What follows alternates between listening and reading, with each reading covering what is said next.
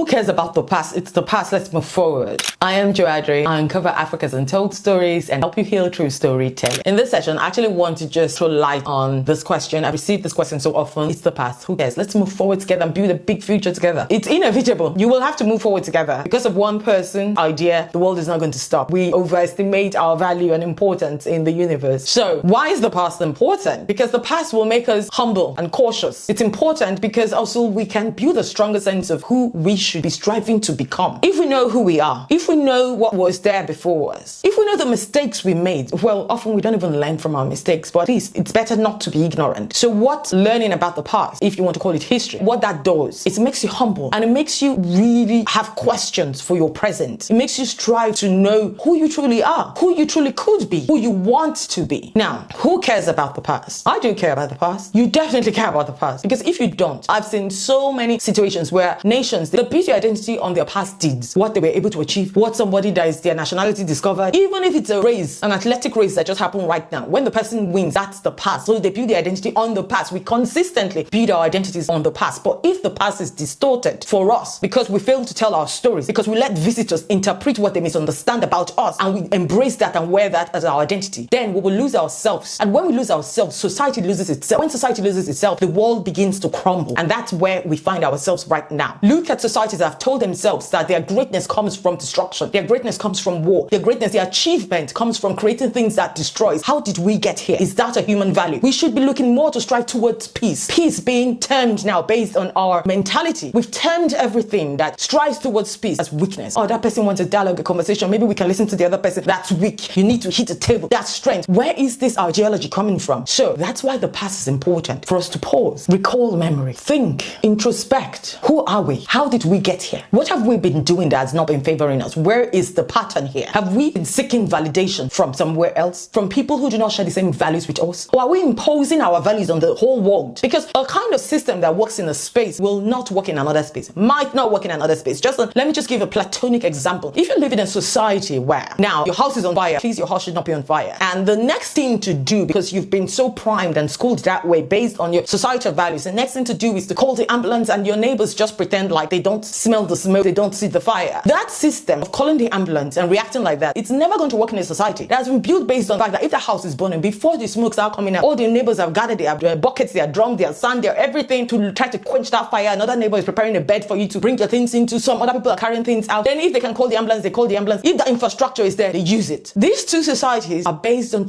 completely different values. So why would you expect then the system in one society to work in another? It's not, is the system better than this for the other society? Is actually what the reality is and what actually works. So when you try to introspect and think, what society do I live in? So what values should I be embracing? Because now there is a delusion that because we all have access to the internet, you might be watching this TikTok or this YouTube video from somewhere very different from where I am. So my understanding of my space is different. Your understanding of your space is different, but somehow we are in the delusion that we live in the same space, right? Then we tend to want to strive for the same values, and we tend to want to look for the same validation. It's a global confusion. Who profits from this kind of confusion? This is one question we have to ask ourselves. So that's why the understanding, learning about the past is important. Look at the pattern. Look at how we got here. How did we get here? Who is profiting from this? Who has always benefited from this system of confusion or from this system of divide? Are they still the same people benefiting generations later? Why? What are we doing wrong? What do we need to start understanding of how to reshape our future systems? Is it better to go into more smaller communities and societies? Is it better to open up the space? What works for your society? So understanding the past is not really about staying in the past. So people that study history, study stories from the past, they're not stuck in the past. They're actually the people that are freed from the past, because they can now begin to shape their future based on the things they know did not work for them and the things they know worked for them. So is history important? Yes, it is. So I beg, know where you are coming from. All those ideas and those stories. For example, the stories you've told yourself, who told you those stories? How did you come about those stories? This is Joana.